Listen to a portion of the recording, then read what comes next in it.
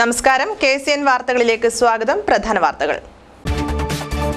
അസാധുവായ നോട്ടുകൾ മാറ്റിയെടുക്കാൻ ബാങ്കുകളിൽ വൻ തിരക്ക്.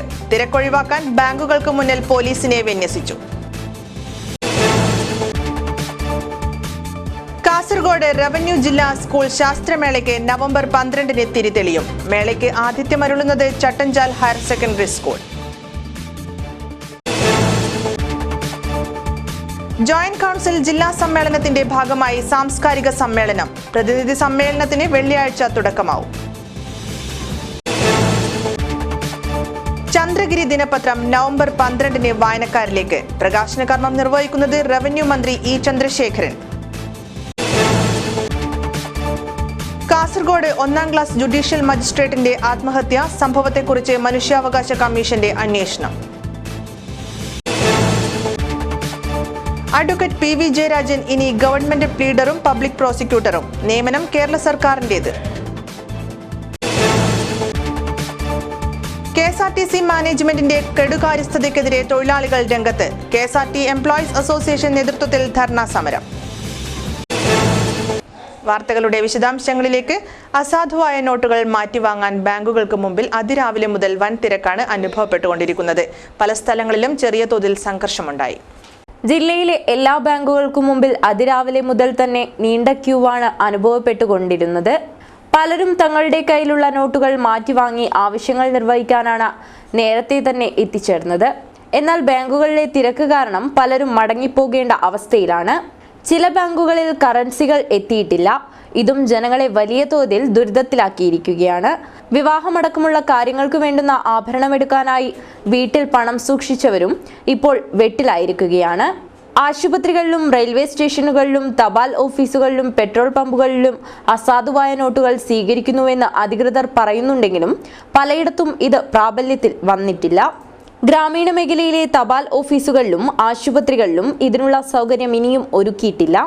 പലരും ആശുപത്രിയിൽ ചെന്ന് ബഹളമുണ്ടാക്കുന്ന സ്ഥിതിവിശേഷമാണുള്ളത്. ഇതൊക്കെ കൊണ്ടുതന്നെ നഗരത്തിൽ ജനങ്ങൾ വളരെ കുറവാണ്. ഇത് കച്ചവടക്കാരെയും മറ്റ് ബിസിനസ്സുകാരെയും വല്ലാതെ ബാധിച്ചിരിക്കുകയാണ്. അത്യാവശ്യ കാര്യങ്ങൾക്കായി പലരും നെട്ടോട്ടമോടുകയാണ്. ഉടൻ തന്നെ പ്രശ്നങ്ങൾക്ക് പരിഹാരമുണ്ടാകുമെന്ന് ബന്ധപ്പെട്ടവർ പറയുന്നുണ്ടെങ്കിലും ഇത് എന്ന് പരിഹരിക്കപ്പെടുമെന്ന് ഇനിയും പറയാൻ പറ്റാത്ത അവസ്ഥയാണ് നിലവിലുള്ളത്. കാസർഗോഡ് റവന്യൂ ജില്ലാ സ്കൂൾ ശാസ്ത്രഗണിത IT മേള നവംബർ 12 മുതൽ 15 വരെ നടക്കുമെന്ന് ഭാരവാഹികൾ അറിയിച്ചു.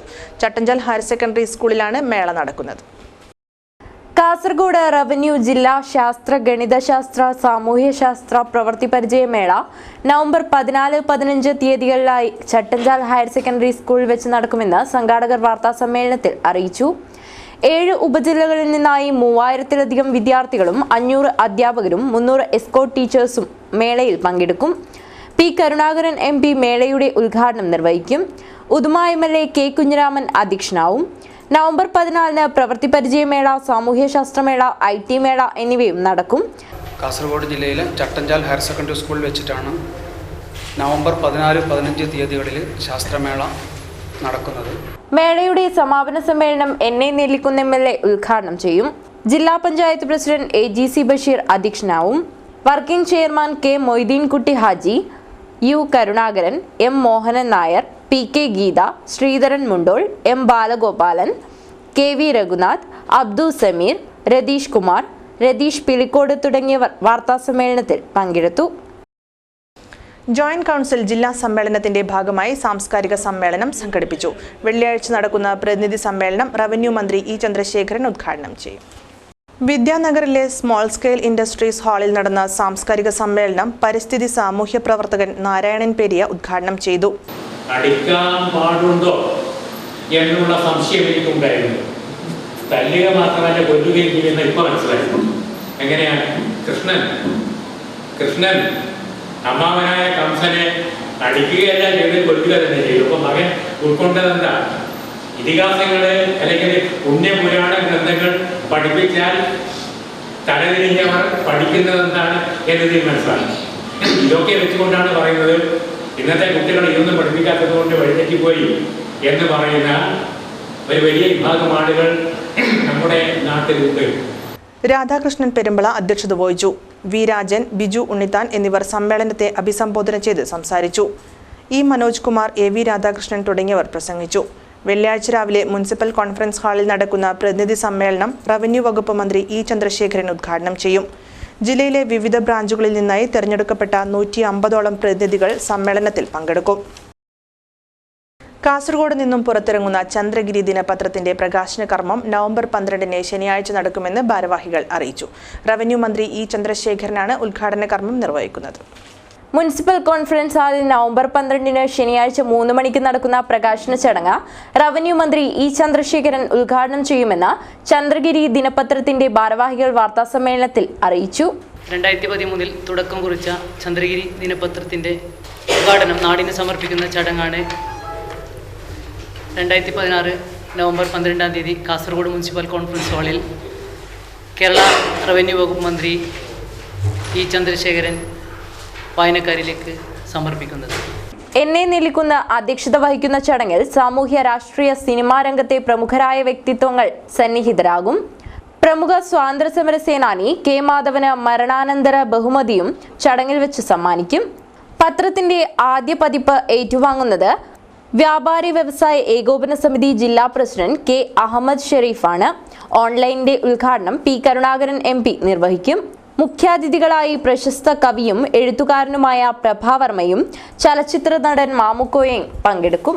കൂടാതെ K Kunhiraman MLA, PV Abdul Razak MLA, shehnai വിദ്വാൻ, ഉസ്താദ് ഹസൻ ബായ്, ജില്ലാ കളക്ടർ കെ ജീവൻ ബാബു, കാരുണ്യപ്രവർത്തകൻ സായിറാം ഭട്ട്, നഗരസഭാ ചെയർപേഴ്സൺ ബി ഫാത്തിമ ഇബ്രാഹിം, മുൻ MLA പി രാഘവൻ, CPM ജില്ലാ secretary KP Satheesh Chandran, DCC president CK Sreedharan, BJP ജില്ലാ പ്രസിഡന്റ് അഡ്വക്കേറ്റ് K ശ്രീകാന്ത് തുടങ്ങിയവർ ചടങ്ങിൽ പങ്കെടുക്കുമെന്നും ഭാരവാഹികൾ അറിയിച്ചു. Kasaragod judicial 1ാം class magistrate VK ഉണ്ണികൃഷ്ണന്റെ ആത്മഹത്യയെക്കുറിച്ച് സംസ്ഥാന മനുഷ്യാവകാശ കമ്മീഷൻ അന്വേഷണം നടത്തും. ബുധനാഴ്ച രാവിലെയാണ് കോടതി സമുച്ചയത്തിന് സമീപമുള്ള ഔദ്യോഗിക വസതിയിൽ ആത്മഹത്യ ചെയ്ത നിലയിൽ ഇദ്ദേഹത്തെ കണ്ടെത്തിയത്. സുള്ളിയിൽ ഓട്ടോ ഡ്രൈവറെയും പോലീസുകാരനെയും മർദ്ദിച്ചു എന്ന പരാതിയിൽ കർണാടക പോലീസ് കേസെടുത്തതിനെ തുടർന്ന് ഹൈക്കോടതി അന്വേഷണ വിധേയമായി സസ്പെൻഡ് ചെയ്ത കാസർഗോഡ് 1ാം ക്ലാസ് മജിസ്ട്രേറ്റ് VK ഉണ്ണികൃഷ്ണൻ കഴിഞ്ഞ ദിവസമാണ് തൂങ്ങി മരിച്ചത്. സുള്ളിയിലെ സംഭവങ്ങളുമായി ബന്ധപ്പെട്ട് മജിസ്ട്രേറ്റ് മുൻകൂർ അനുമതി തേടാതെയാണ് സംസ്ഥാനം വിട്ടതെന്ന് അറിയിച്ച് ജില്ലാ ജഡ്ജി കഴിഞ്ഞ ദിവസം ഹൈക്കോടതി രജിസ്ട്രാർക്ക് റിപ്പോർട്ട് നൽകിയിരുന്നു. ഇതിന്റെ അടിസ്ഥാനത്തിലാണ് ഇദ്ദേഹത്തെ സസ്പെൻഡ് ചെയ്തത്. ആത്മഹത്യ ചെയ്യുന്നതിന്റെ തൊട്ടുമുമ്പത്തെ 2 ദിവസങ്ങളിൽ നഗരത്തിലെ സ്വകാര്യ ആശുപത്രിയിൽ ഇദ്ദേഹം ചികിത്സ തേടിയിരുന്നു.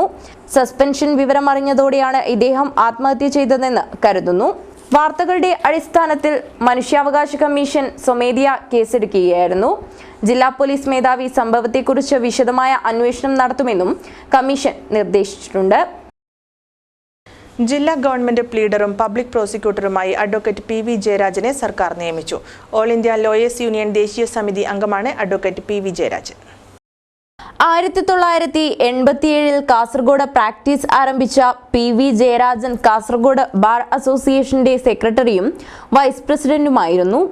ഓൾ ഇന്ത്യ ലോയേഴ്സ് യൂണിയൻ ദേശീയ സമിതി അംഗവും ജില്ലാ സെക്രട്ടറിയുമാണ്. 2007-2011 കാലയളവിൽ അഡീഷണൽ ഗവൺമെന്റ് പ്ലീഡറായിരുന്നു. സഹകരണ സാംസ്കാരിക രംഗങ്ങളിൽ സജീവമായ അദ്ദേഹം പുരോഗമന കലാസാഹിത്യ സംഘം ജില്ലാ vice president, Kasaragod taluk circle സഹകരണ union chairman, taluk library council അംഗം എന്നീ നിലകളിൽ പ്രവർത്തിച്ചു. കാസർഗോട്ടെ ആദ്യകാല CPIM നേതാവും പ്രമുഖ അഭിഭാഷകനുമായ പരേതനായ അഡ്വക്കേറ്റ് PVK നമ്പൂതിരിയുടെയും ദേവസേന അന്തർജനത്തിന്റെയും മകനാണ് ഇദ്ദേഹം. KSRTC മാനേജ്മെന്റിന്റെ തൊഴിലാളി വിരുദ്ധ നടപടികൾ അവസാനിപ്പിക്കണമെന്നാവശ്യപ്പെട്ട് തൊഴിലാളികൾ കാസർഗോഡ് ഡിപ്പോക്ക് മുന്നിൽ ധർണ സംഘടിപ്പിച്ചു. KSRT എംപ്ലോയീസ് അസോസിയേഷന്റെ നേതൃത്വത്തിലാണ് ധർണ നടത്തിയത്. KSRTC മാനേജ്മെന്റ് തുടർന്നു വരുന്ന തൊഴിലാളി വിരുദ്ധ നടപടികൾ അവസാനിപ്പിക്കണമെന്നും മാനേജ്മെന്റിന്റെ കെടുകാര്യസ്ഥതയ്ക്കെതിരെയും കാസർഗോഡ് മംഗലാപുരം റൂട്ട് സംരക്ഷിക്കണമെന്നും ആവശ്യപ്പെട്ടാണ് തൊഴിലാളികൾ ധർണ നടത്തിയത്. മോഹൻ പാടി ധർണ ഉദ്ഘാടനം ചെയ്തു. ആ സംസ്ഥാന RTCകൾ പ്രവർത്തിക്കുമ്പോൾ ഭരണഘടനാപരമായി ചില ബാധ്യതകൾ കേന്ദ്ര സംസ്ഥാന സർക്കാരുകൾ നിറവേറ്റുന്നതായിട്ടുണ്ട്. മൂലധന നിക്ഷേപം, ഈ സംസ്ഥാന RTCകൾ പ്രവർത്തിക്കാൻ ആവശ്യമായ മൂലധന നിക്ഷേപം നടത്തുന്നതിന് വേണ്ടിയിട്ടുള്ള ബാധ്യത സംസ്ഥാന സർക്കാരുകൾക്കുണ്ട്, കേന്ദ്ര സർക്കാരുകൾക്കുമുണ്ട്. എന്നാൽ നമ്മുടെ രാജ്യം ഭരിച്ച ഭരണാധികാരികളെല്ലാം തുടർന്നു വരുന്ന പൊതുമേഖലാ സ്ഥാപനങ്ങളെ ആകെ തകർക്കുക എന്നുള്ള നയങ്ങളുടെ ചുവട് പിടിച്ചുകൊണ്ട് പൊതുമേഖലാ സ്ഥാപനങ്ങളെ പ്രോത്സാഹിപ്പിക്കേണ്ടതില്ല എന്ന പൊതു നയത്തിന്റെ അടിസ്ഥാനത്തിൽ നമ്മുടെ രാജ്യത്തെ സംസ്ഥാന RTCകൾക്ക് കേന്ദ്ര ഗവൺമെന്റ് നൽകേണ്ട മൂലധന നിക്ഷേപം നടത്തുന്നില്ല. യൂണിറ്റ് പ്രസിഡന്റ് കെ കുഞ്ഞിരാമൻ അധ്യക്ഷനായി. KSRTC എംപ്ലോയീസ് അസോസിയേഷൻ CITUവിന്റെ നേതൃത്വത്തിൽ സംഘടിപ്പിച്ച ധർണയെ K Ganesan, P Kunhiraman, MS Krishnakumar, TV Ratheesan തുടങ്ങിയവർ അഭിസംബോധന ചെയ്ത് സംസാരിച്ചു. കേന്ദ്ര സർക്കാർ ജനാധിപത്യം ചങ്ങലക്കിടുന്നു എന്നാരോപിച്ച് യുവാക്കൾ നഗരത്തിൽ പ്രകടനം നടത്തി. യൂത്ത് കോൺഗ്രസ് ലോക്സഭാ മണ്ഡലം കമ്മിറ്റിയുടെ നേതൃത്വത്തിലായിരുന്നു പ്രകടനം നടത്തിയത്. ചെയിൻ കി ബാത്ത് എന്ന പേരിൽ നടത്തിയ പ്രതിഷേധ പ്രകടനത്തിൽ നിരവധി യൂത്ത് കോൺഗ്രസ് പ്രവർത്തകർ പങ്കെടുത്തു.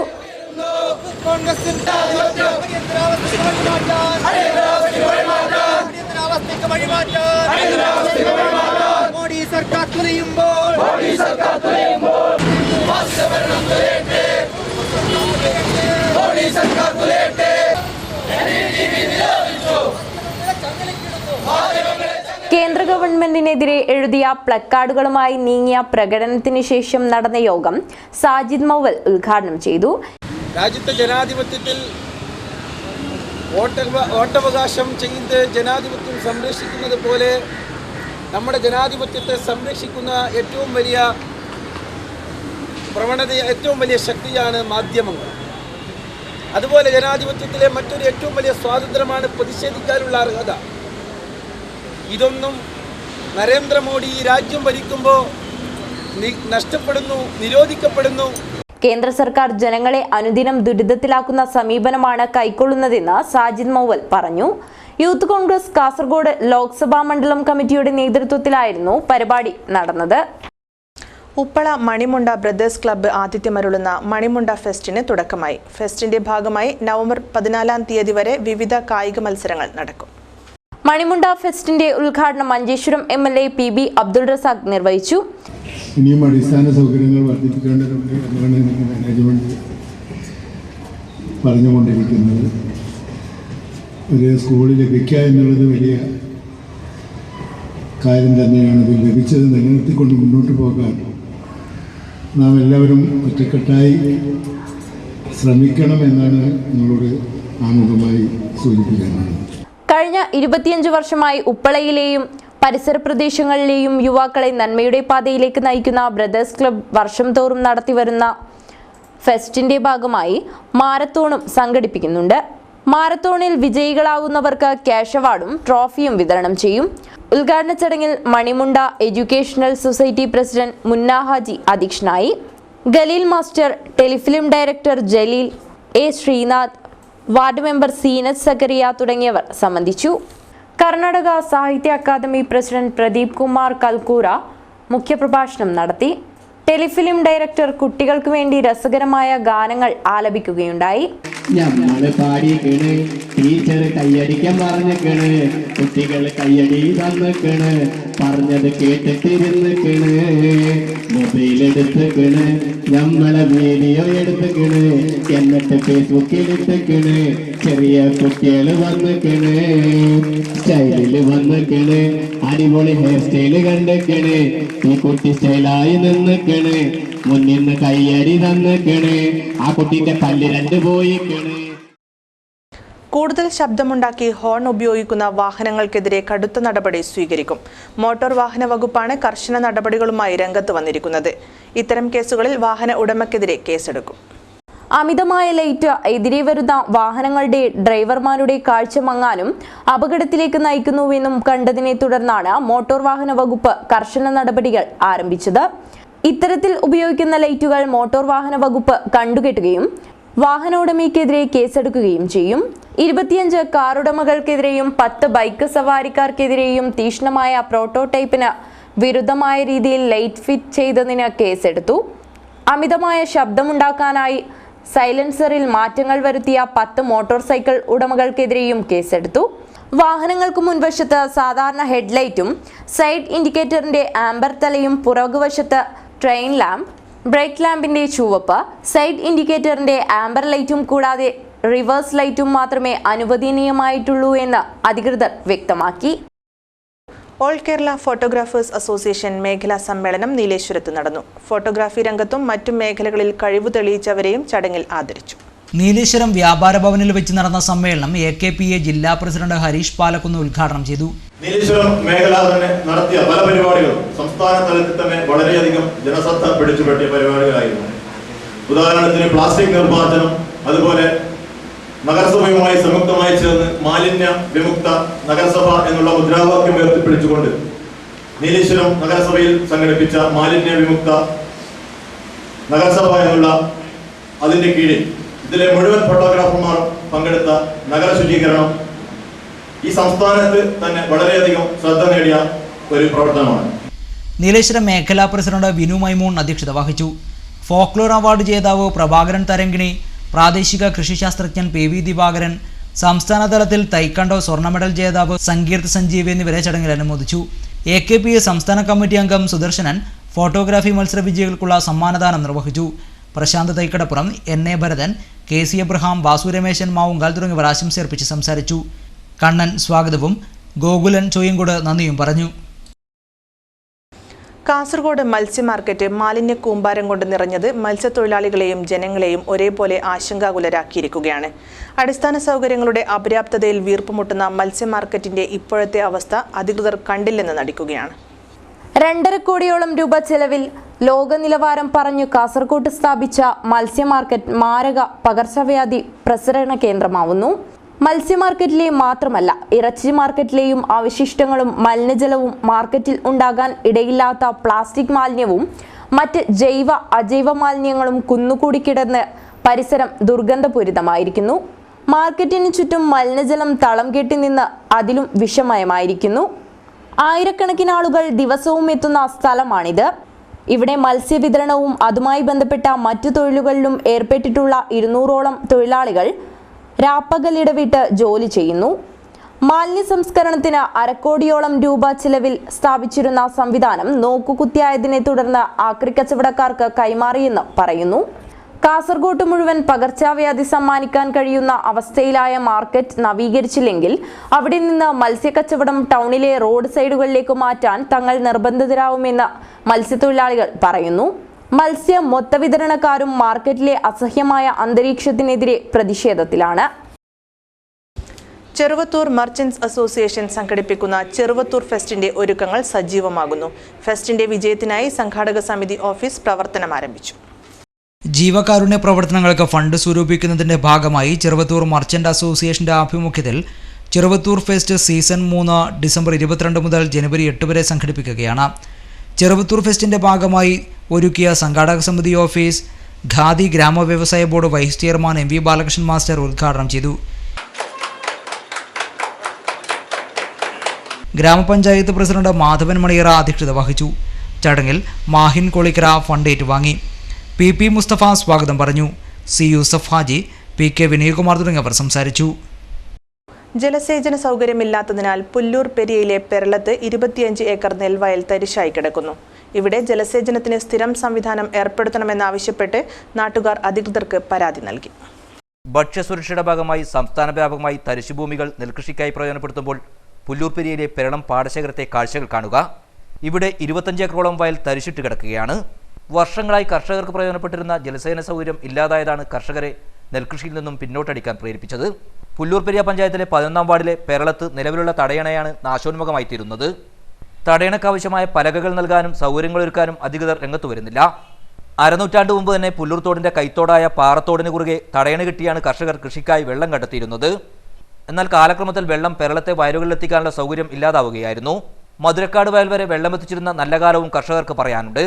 ദ്രവിച്ചുപോയ പലകകളും സൂക്ഷിപ്പ് സൗകര്യങ്ങളുടെ അഭാവമാണ് തടയണയുടെ നാശത്തിന് ഇടയാക്കിയത്. പലകകൾ ലഭിക്കാതെ വന്നതോടെ മണൽച്ചാക്കുകൾ നിറച്ചും ടിൻഷീറ്റുകളും ഉപയോഗിച്ചാണ് കർഷകർ തടയണ നിർമ്മിക്കുന്നത്. പെരളം വയൽ തത്തേമതിരെ കാട്ടേക്കെല്ലാം വെള്ളം കൂടുന്ന വയൽ അണക്കെട്ടിൻ്റെ വലയില്ലാതെ 5-6 വർഷമായി. പഞ്ചായത്തിൽ പരാതിപ്പെട്ടിട്ടും ഫണ്ടില്ല, സാമ്പത്തിക ബുദ്ധിമുട്ട് എന്നെല്ലാം പറഞ്ഞിട്ട് ഇങ്ങനെ നിരത്തി പോകുന്നു. ഇപ്പോൾ ഒരു 3-4 കൊല്ലമായി ഞങ്ങൾ സീറ്റ് കൊല്ലം തോറും സീറ്റ് പണിക്കുന്നു. 2000 രൂപ 3000 രൂപ ഒരു കൊല്ലത്തേക്ക് സീറ്റിന് വേണം. അങ്ങനെയുള്ള അവസ്ഥയാണ്. കൃഷി ആരും എടുക്കുന്നില്ല, വെള്ളമില്ലാതെ കൊണ്ട്. മഴ കുറഞ്ഞു, തൊഴിലാളികളെ കിട്ടുന്നില്ല, അതുകൊണ്ട് വയലെല്ലാം ഒഴിവ്. നിലവിൽ പ്രദേശത്തെ 30ഓളം കർഷകരാണ് നെൽകൃഷിയിൽ നിന്നും പിന്നോട്ട് പോയിരിക്കുന്നത്. ചാലുങ്കാലിൽ നിന്നും ഒഴുകിയെത്തുന്ന കൈത്തോടിലെ വെള്ളം ഉപയോഗിച്ചാണ് ഇവിടെ കൃഷി ഇറക്കിയിരുന്നത്. വെള്ളമില്ലാതായതോടെ നെൽകൃഷി ചെയ്യുന്നവരുടെ എണ്ണം ഗണ്യമായി കുറഞ്ഞിട്ടുണ്ട്. കാർഷിക മേഖലയായ പെരളത്തെ കർഷകരുടെ പ്രശ്നങ്ങൾക്ക് അടിയന്തര നടപടി വേണമെന്നാണ് ആവശ്യമുയരുന്നത്. കടൽ അലങ്കാര മത്സ്യങ്ങളിൽപ്പെടുന്ന ലയൺ ഫിഷ് കാഴ്ചക്കാരിൽ കൗതുകമുണർത്തുന്നു. അജാനൂർ കടപ്പുറത്തെ ബീച്ച് ഫ്രണ്ട്സ് വള്ളത്തിലെ മീൻപിടുത്ത സംഘത്തിനാണ് ഈ മത്സ്യത്തെ ലഭിച്ചത്. കാഴ്ചയിൽ ഏറെ സുന്ദരനാണ് എങ്കിലും വീട്ടിലെ അക്വേറിയങ്ങളിൽ വളർത്തുന്ന സാധാരണ മത്സ്യമല്ല ഈ ലയൺ ഫിഷ്. കടലിന്റെ അടിത്തട്ടിലാണ് കടൽ അലങ്കാര മത്സ്യങ്ങളിൽപ്പെടുന്ന ലയൺ ഫിഷിനെ കാണാറ്. 1 മാസത്തിനു മുമ്പ് കാഞ്ഞങ്ങാട് അജാനൂർ കടപ്പുറത്തെ ബീച്ച് ഫ്രണ്ട്സ് വള്ളത്തിലെ മീൻപിടുത്ത സംഘത്തിനാണ് ഈ സുന്ദര മത്സ്യത്തെ ലഭിച്ചത്. കാഴ്ചയിൽ സുന്ദരനാണെന്ന് കരുതി ആരെങ്കിലും ഒന്ന് തൊട്ടാൽ ഇതിന്റെ മുള്ളുകൊണ്ട് ജീവഹാനി വരെ സംഭവിക്കാം. ഓറഞ്ചും തവിട്ടും വെള്ളയും ഇടകലർന്ന ഇതിന്റെ വർണ്ണച്ചിറകുകൾക്ക് 10 സെന്റിമീറ്റർ വീതിയുണ്ട്. 500 ഗ്രാമോളം ഭാരവുമുണ്ട്. പസഫിക് മേഖലയിലും കരീബിയൻ കടലിലുമാണ് ഈ മത്സ്യത്തെ കണ്ടുവരാറുള്ളത്. കാഞ്ഞങ്ങാട് ബസ് സ്റ്റാൻഡിന് സമീപത്തെ പ്രകാശിന്റെ ഉടമസ്ഥതയിലുള്ള നാഥ് പെറ്റ്സിലാണ് ഇതിനെ സൂക്ഷിച്ചിട്ടുള്ളത്. ദിനം പ്രതി 100 കണക്കിന് ആളുകളാണ് ലയൺ ഫിഷിനെ കാണാനും മൊബൈലിൽ ഫോട്ടോ പകർത്താനുമായി ഇവിടെ എത്തുന്നത്. 10 വർഷമാണ് ലയൺ ഫിഷിന്റെ ജീവിത കാലയളവ്. പ്രധാന വാർത്തകൾ വീണ്ടും. അസാധുവായ നോട്ടുകൾ മാറ്റിയെടുക്കാൻ ബാങ്കുകളിൽ വൻ തിരക്ക്. തിരക്കൊഴിവാക്കാൻ ബാങ്കുകൾക്ക് മുന്നിൽ പോലീസിനെ വിന്യസിച്ചു. കാസർഗോഡ് റവന്യൂ ജില്ലാ സ്കൂൾ ശാസ്ത്രമേളയ്ക്ക് നവംബർ 12-ന് തിരിതെളിയും. മേളയ്ക്ക് ആതിഥ്യമരുളുന്നത് Chattanchal higher secondary school. Joint council ജില്ലാ സമ്മേളനത്തിന്റെ ഭാഗമായി സാംസ്കാരിക സമ്മേളനം. പ്രതിനിധി സമ്മേളനത്തിന് വെള്ളിയാഴ്ച തുടക്കമാവും.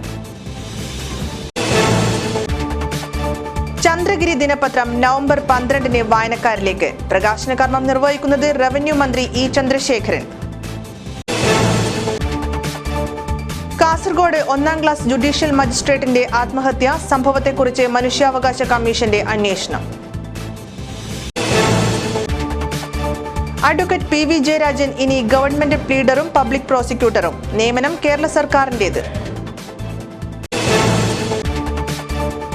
KSRTC മാനേജ്മെന്റിന്റെ കെടുകാര്യസ്ഥതയ്ക്കെതിരെ തൊഴിലാളികൾ രംഗത്ത്. KSRT എംപ്ലോയീസ് അസോസിയേഷൻ നേതൃത്വത്തിൽ ധർണാ സമരം. ഈ വാർത്താ ബുള്ളറ്റിൻ പൂർത്തിയാകുന്നു. നമസ്കാരം.